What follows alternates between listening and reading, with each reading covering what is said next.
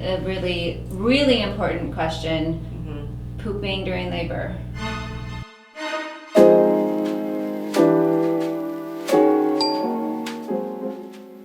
Hi guys, welcome back to my channel. I am so excited. Today's going to be very emotional. It's going to be intense. Okay. People might cry, friendships might be broken, but I have two of my BFFs here with me and we are talking about, well, first of all, let me introduce you though.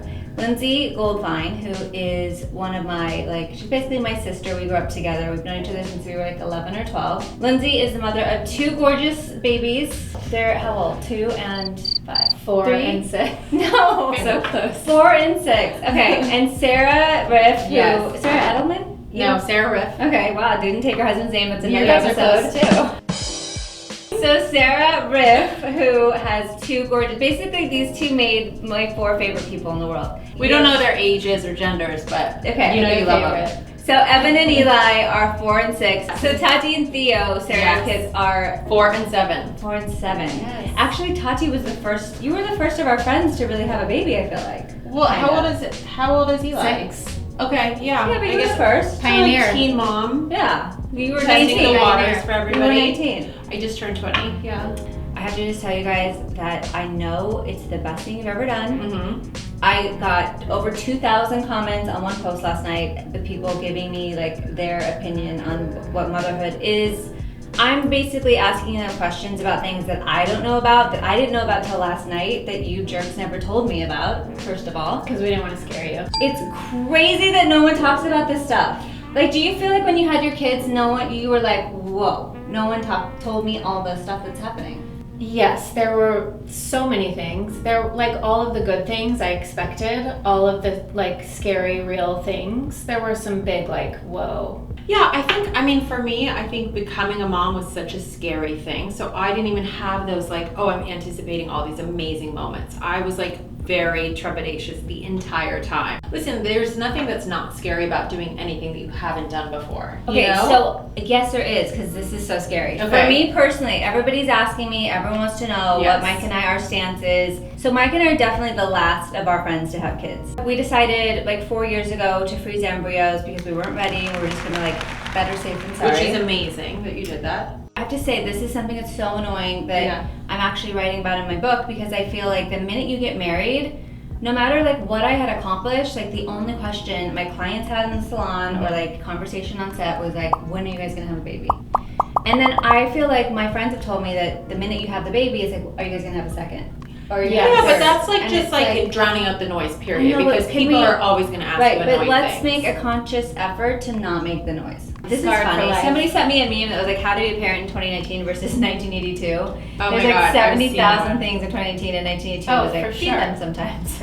All right guys, so next up I want to talk about relationships, because a ton of people were saying to me yesterday that they felt no matter how equal your relationship is, that it's never 50-50. That just being a mom is going to be more challenging and just more draining. We were talking about earlier about having a baby to save the relationship too. Because that's you think that's what I did? I think that's what you're gonna do. I think your foundation has to be so strong because everything is going to be really tested. You aren't getting enough sleep. You're cranky. Your hormones are all out of the place. You're acting like a wild woman half the time. I know I was doing crazy stuff because you're just not in control of your behavior all the time. And then not to mention the hormones that you just can't control. Right. They're just there. Obviously it's so attractive when you see your husband taking care of it. I don't get that. I know people are oh my God, I saw him holding a baby. There's so much of it that falls on the woman, physically, breastfeeding, everything. The new dad holds the baby and bonds with the baby whenever he can, but it's you're not so psyched because it's just you're still so exhausted. It's they can never do enough. I think it's okay, no matter the gender, if you're the mother or the father, if you have different phases of your child's life that you're more into. So let's talk about this, because I want to know at the end of the 6 weeks that you have to wait after you give birth to have sex, how annoying is it when they're hey, 6 weeks are up? It's annoying. Oh, and that was actually a gnarly fight between Michael and I. Really? Yeah. I can't even remember that. I can imagine it would just be did I not just go through enough? Can you give me a minute? The sex drive comes back, but in that moment, like, that's the last thing that you want to do. I hate that It's they the last have, thing okay, I so everyone was saying to me that, like, you have to wait 6 weeks. I'm like, who came up with that? I think the medical community. Doctors. Oh, it's gotta be a male doctor. Dr. Yeah, it's gotta be Dr. It becomes like, are we both getting what we need? Am I like getting what I need? Are you getting what you need? Are we meeting each other's needs? And as a woman, it's really hard to have all your needs met. You sort of have to like cope for a little while. Can I tell you something? I had Mike ask me if when I take Rue out in the morning, if we can go sleep in the other room because he doesn't want to be woken up. And I was like, excuse me? There's no like, oh, I have a routine that I do. When you have a baby. Oh no, everyone there has to crying, give up their routine. This is one of my fears. Mm-hmm. That I already feel like I have such limited time with Mike and that I really want to enjoy as much time as I can with him before we have a baby, because everyone's told me that once you do, your husband's like just second fiddle, it just happens. Somebody said to me that they actually miss their husband. Even though he's there, they're like, I miss my husband. You have to actually, like, as a wife, you feel like you need to put like energy into putting time aside for your husband now? Yeah, I mean, and a relationship is the same thing. Like, your relationship pre-baby is much different from your relationship post-baby. It's not worse or better, it's just so different. You go through so many changes, like, day to day. I feel also like your relationship with your friends change. Wait, did you feel like we didn't care about you? Just Is it coming out? Just really though, even like I'm being serious. How do you maintain your relationship with your friends? Because like You you're just have to do spent. it for your sanity. You have to like really put an effort and be conscious of staying connected to the person that you were pre-baby and not letting that person go. And along with that comes everyone that was in your life. I think the best thing that you can always do is to reach out to your friends who've had a baby and say, you know, Or that just adopted a dog. or just adopted, you know, a dog. It's so similar. If you could say, you know, I'm going to be in your neighborhood. Can I drop you by a coffee or can I pick you up a salad for lunch? Because the last thing that somebody who has a newborn baby at home has time to think about sometimes is feeding themselves. And I think you just want the company. And even if somebody doesn't want for you to stop by, just knowing that their friends are still there for them, I think is really important and supportive. I think I did a good job of maintaining my friendships. You might have a different feeling. Actually, Lindsay and I, we should talk about this. Lindsay and I actually got in a big fight one time. Because you, remember when you accused me of being a bad friend? Excuse me? When? It was, God. It was maybe Uh-oh. first. No, I'll never forget this. I was talking about this with my therapist. I send you into therapy? No, but I was actually talking about it for the book because I was just saying that I feel like because I chose to have a busy career, that one of the sacrifices is that I miss out on a lot of like weddings and birthday parties and baby showers and just like working in a salon. Like I know I remember this fight. And so, but it was hard because I feel like you and I had like a bump in the road where we had to Yeah. like find our footing, you know? Because like I remember that's the that. thing is I think you have to be so understanding because you don't know what your girlfriends are going through, and especially when you like are in your late 20s and your girlfriends decide to have kids and maybe some aren't like. It's like a two-way street. I think that when you have kids, you have to make an effort to still maintain your life and do the things that bring you joy. You taking an interest in our kids actually has always stood out because, you know, they're not really... Speaking of it, so let's talk about it. First of all, hold on. Real question. Why does every pregnant woman want to cut her bangs? Well, that was me. You know, there's this like weird period of time before you're like out in terms of being pregnant and you just feel bloated and you're like, you have this secret that you can't really tell anyone, and it's also like tenuous. You don't know, like, is the baby gonna be healthy? Is everything okay? So you're just doing erratic things. Okay, during pregnancy, gas and constipation. Talk to me about this. Not my jam. Oh, Me neither. shut up. Neither one of you, the odds I are don't both fart. of you I'm had not it. going to apologize for being regular. The peeing was insane because you're peeing every 5 minutes, but yet everyone's telling you have to drink so much water. Like, I literally couldn't leave the house. They actually tell you that the reason that you pee so much at night is sort of like the biological way to get your body prepared for the fact that you will not be sleeping because, you know, a lot. So you start getting up every, I don't know, it felt like every 45 minutes. And so you become a little bit more accustomed to having to wake up a lot. What are padsicles?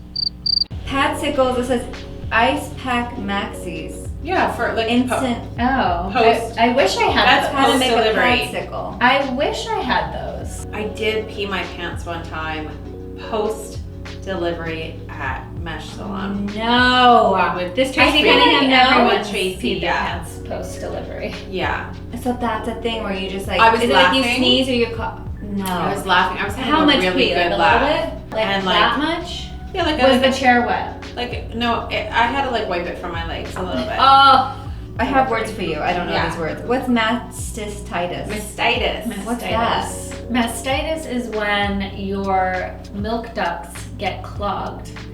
Like if the milk isn't moving regularly through your boob, and if you don't breastfeed regularly enough, they can get clogged. What I did, I had these like heated like donuts that I would they were like donut shaped, and I put them on my boobs. And this was like the best trick. It's weird. It's super weird. I would breastfeed like doggy style, like the baby. Before you got into that mess. No, the baby, like Eli or Evan, Okay. the baby, would be laying like this, and you breastfeed like this, and it draws all the milk out, and the clogged And it milk gets rid ducts of go the away. Yeah, it was literally a Okay. miracle move. All right, You're need to welcome. know, what is colostrum?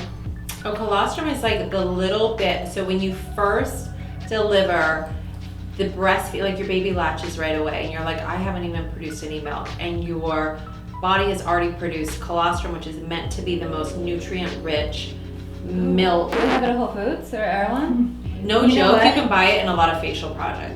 Oh yeah, Swear. Yeah, colostrum. Yeah. It's like great for wrinkles. So we need to talk about one thing. I was a formula baby. And Yeah, that tracks. That might have led to some committal issues that I have. Makes but sense. Fine. Right. It's How's your breastfeeding. I feel great. Okay, so that's colostrum. What's diastasis recti?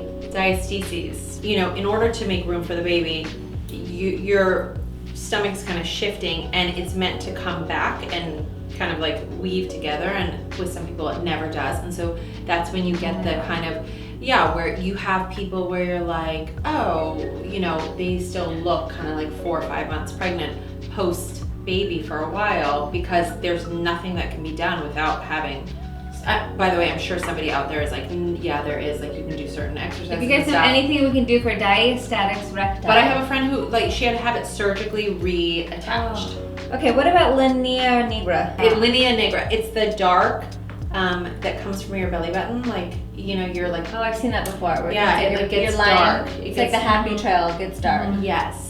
Talk to me about unsolicited advice, because that's something everybody was complaining about. Technically, we're giving advice right now to people, but I didn't find much of it helpful. And a lot of it doesn't even necessarily apply to like your situation, because every pregnancy is so different. Every body is so different. Like, not one time was I like, wow, thank you. There was moments where I asked questions, and you know, that was helpful because those were specific to me. you just but- told me about breastfeeding doggy style, so I'm like, Well, thank To be you. fair, you Honestly, led that fish to thank water. you. Honestly, I do think that could help maybe a handful of people out Okay. there. Might, Guys, have, even- might have an aha moment with At the Lindsay doggy style Goldfine, breastfeeding. let her know if you guys are into the doggy style breastfeeding. Let's talk about C-section. Why are people so adamant about how they're gonna give birth? There's all different ways to do it, but don't you have to kind of have an open mind that like you don't have the control? Yes, you can only control so much of it. Of course, but I think like it's important that you, number one, you're working from like a logical place, which is right now. Like, of course you want to have an open mind. You want to also feel as good as you can when you come home with this new baby who's going to require all of your time and attention. So I think, again, it's about educating yourself on what feels most comfortable for you. The epidurals. Epidural's crazy. Epidural's like scary. But epidural Like, can hurts. epidural can also like be life-saving in terms of the pain. You know, it's all your I own mean, the decision. epidural gives you a chance to like really, in a way, enjoy the incredible experience that's happening. Somebody said, how do you get through the first trimester? They're struggling. Like it's the first trimester. That's like when you're sick. It can be a little isolating. You're not telling most people and you don't feel your best. I think that that's a time where you just have to realize, like, you're gonna get through it. What do you recommend to make pregnancy easier on your body? Adoption.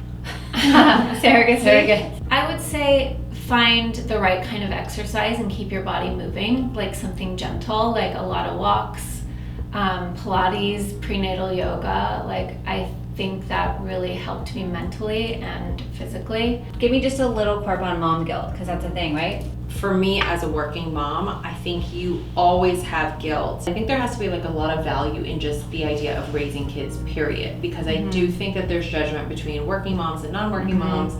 But really, I think there's judgment as society on both. You All know? of the judgment ultimately comes from us judging ourselves. Of course. And exactly what you said, projecting. You judge yourself if you go to work and you have less time with your kids. You judge yourself if you don't have a career. You're trying to work through these feelings of inadequacy on this side or that side.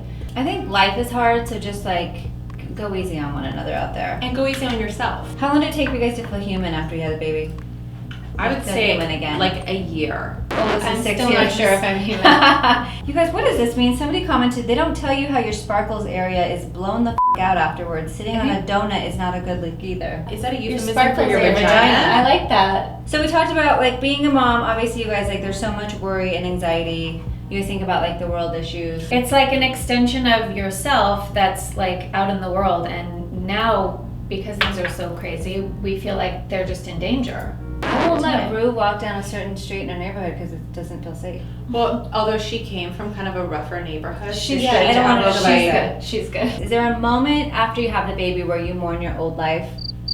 Of course. There's not There's one a moment, holy there's shit many moment moments. where you're you bring that baby home and you're what does this mean and what did I just do? Or I think one thing that is hard too in the very beginning is that the day isn't so different than the day before. It's just the redundancy. Can we talk about postpartum? I think the more we talk about it, the better everyone is. There's nothing normal. There's no one experience that you have after having a baby. So if you're gonna feel alone, you're gonna feel isolated, you're gonna feel sad sometimes, you're gonna feel anxious, and that's all okay. Because your hormones are out of whack. I feel Totally. it's you're probably given all these great hormones. What about eating your placenta after? I ate my Is that helpful placenta. with postpartum? I don't know. I was growling right now. You're just saying eating placenta. I have So I have some of my placenta in my purse. If you guys want to Can I eat have it. Did you guys have a lot of friends that had postpartum? Do you think? I think postpartum is a really gray area. I think that you're going through so much change and you are dealing with so many hard things that you never imagined you'd be dealing with. And so for me, it was am I just dealing with those things or am I feeling depressed? For me, it was a very gray area. I developed really bad anxiety after my first child. That I guess is a close cousin of depression, and so I couldn't say I felt anxious oh my god, if I'm gonna feed my baby something that's rotten, or there was nothing that I could pinpoint it. I just had a general lack of ease all of the time. Mm-hmm. So I didn't feel sad, but I felt nervous. Because you're just trying to figure out who the you are now. Who am I now with this child, and what does my life look like? Okay, wait. So I want to end on a really, really important question. Mm-hmm. Pooping during labor. It happens. They sweep it away. I may or may not have pooped. Everyone's I don't so even nervous know. about it happening. Do you let the dad? I actually was nervous about it happening, that I would be embarrassed, and at that point, I was just I don't give a shit. So much. Literally. Literally, so much. Oh, you did get going on. Well, so for my C-section, we were all sort of upper deck. Okay. And then when I delivered my son, naturally I had my husband on a leg, I had a nurse on a leg. Mm-hmm. And initially I was no, everybody's gonna be up by the head, and then in that moment you really don't care. It's okay. It's a totally natural thing. It is a natural thing. It gets swept away. Nobody talks about it. Nobody wants to make you feel embarrassed about it. It's gone. Nobody cares. The point of today was I wanted to just get the conversation going. Please, you guys, leave any questions or comments down below in the description box because I would love to just keep talking to you guys. I love these questions. It's been so informative for me to know what goes into it because I actually had no idea. Are you scared? I have been avoiding this Do conversation we make it forever. better or worse? I think it's actually better. Right. I think I would want to go into everything being more prepared. Mm-hmm. Whether you're gonna do IVF or if you're gonna use a surrogate or if you're gonna have a C-section, if you're gonna have vaginal or whatever, I feel everyone just needs to be supportive of one another out there. And it's been so fun for me to watch my friends we've been friends for at least 10 years. At least. We've grown up together, and it's so awesome to watch your friends that you're just getting drunk and stupid and going to clubs with. It's so fun to watch them just take on this role of being a mom, and they're both killing it. And I feel you guys both got this crazy confidence. Really? Yeah. But let's have fun in our 50s maybe.